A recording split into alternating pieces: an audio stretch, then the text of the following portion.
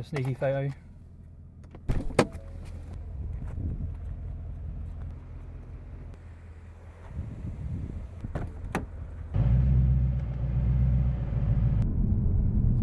Oh, there's a fair sheep.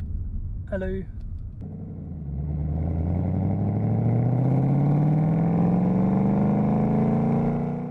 Hello and welcome to Spirited Drive, where I review the world's best driving roads. My name is Dominic. Today we're driving the B797 to Mennock in Scotland, also known as the Mennock Pass. On this drive you'll be treated to some stunning scenery, winding roads and big elevation changes as we travel both over and through the hills. Whether you want to test out your fancy sports car or just want to take a scenic drive through the countryside, this isn't a drive you'll want to miss. With its well-maintained roads, amazing views that will make you want to stop and take photos. Just watch out for cyclists and sheep. Located on the Dumfries and Galloway and South Lanarkshire border, this route is one of 3 scenic routes that passes through the Lowther Hills in the Southern Uplands. Along the way we'll pass through the villages of Leadhills and Wanlockhead. Wanlockhead famous for being the highest village in Scotland at an elevation of 466 metres above sea level. The drive covers a distance of 14.3 miles and takes 24 minutes, with an average speed of 36 miles per hour. You'll experience elevation changes from 129 metres rising to 468 metres, with gradients of up to 19%, averaging 3.5% across the drive. A majority of the route has a 60 mph speed limit, with a couple of 30 mph zones through the villages of Leadhills and Wanlockhead. The entire route is a 2-lane single carriageway, but does narrow towards the southernmost end. Let's start the review. Looking at scenery first, we have some stunning views as we're travelling over and through the Lowther Hills. About 3 miles south of Wanlockhead, we get deep into the valley where the hills dominate the scenery, a point that's particularly popular with campers. It's here you want to stop and take photos and admire the views, some of the best Scotland has to offer. Scenery gets an 8 out of 10. Amenities and attractions. Being in the Southern Uplands, the least populous area of Scotland, there aren't many attractions here. You could visit the Museum of Lead Mining at Wanlockhead, described as the only underground mine tour in Scotland. There are fuel stations and charging locations along the routes or nearby, 2 popular campsites and places to get a coffee. The drive is connected to the M74 at the northern end, making the town of Hamilton only 30-minute drive away, with Glasgow and Edinburgh being a 1-hour drive. Running parallel to this road are 2 other exciting drives similar to this one that run through the Lowther Hills, the B740 to the west and the A702 to Carenbridge to the east. These are just 5 to 10 minute drive away, so there's plenty of great driving you can get done in a day. Amenities and attractions get a 6 out of 10. On to surface quality. Road surface quality is excellent throughout, with some very minor rough patches later in the drive. The road is a 2-lane single carriageway throughout, with plenty of room to pass other vehicles, but does narrow towards the south. But even with a low riding sports car or even a supercar, you shouldn't have any problems with this drive. I didn't come across any potholes in my drive either. Surface quality gets an 8 out of 10. Visibility is excellent throughout. It's rare you'll come across a corner you can't see around. Great sight lines give you a clear view of oncoming traffic and cyclists, meaning you can maintain your speed around corners where it's safe to do so. Visibility only suffers towards the very end. 9 out of 10. Enforcement. The drive is mostly a 60 mph speed limit with only a couple of 30 mph zones through the 2 villages. There are no speed cameras along this route, but this isn't an invitation to drive dangerously and put other road users at risk, so please drive within the speed limit and your own abilities and capabilities of your vehicle. Enforcement gets a 9 out of 10. Cornering and elevation. Although you won't find any tight chicanes or extreme elevation changes, the combination of great visibility and road surface makes this a great road for putting your sports car through its paces. The winding road offers up plenty of great cornering opportunities, and the hilly surroundings offers plenty of ups and downs, making this one of my favourite driving roads in Scotland. 8 out of 10. Overall, the Mennock Pass scores a total of 48 out of 60.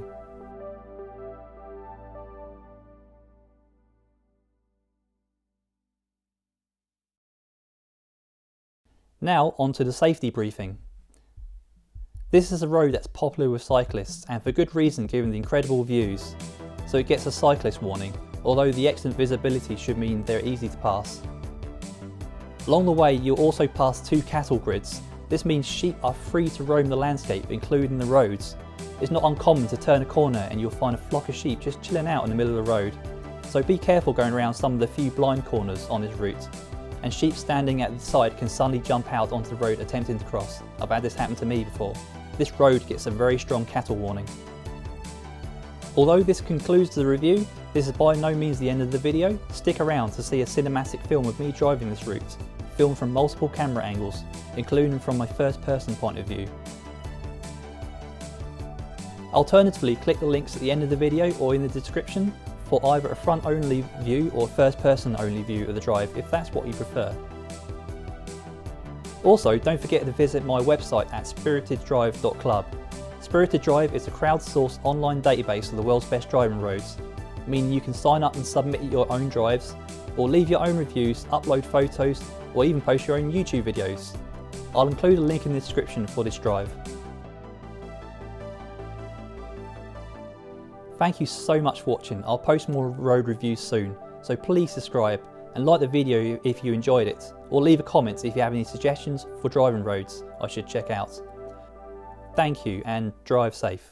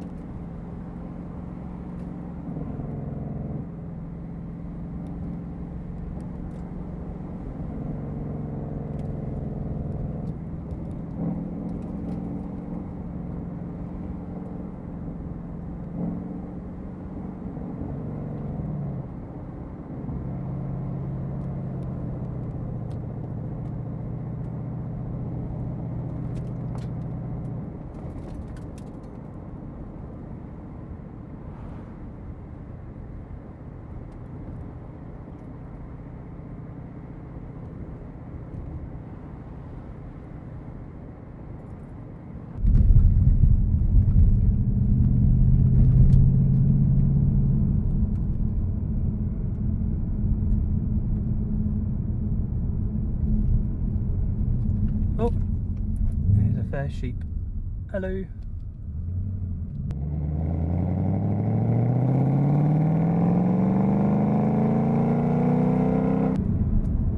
Be careful.